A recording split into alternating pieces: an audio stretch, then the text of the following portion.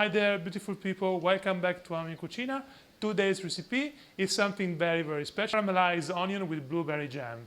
Yes, it sounds delicious. It's very particular taste. And yeah, we're gonna use blueberry jam. We're gonna use balsamic vinegar, a little bit of salt, and that's it.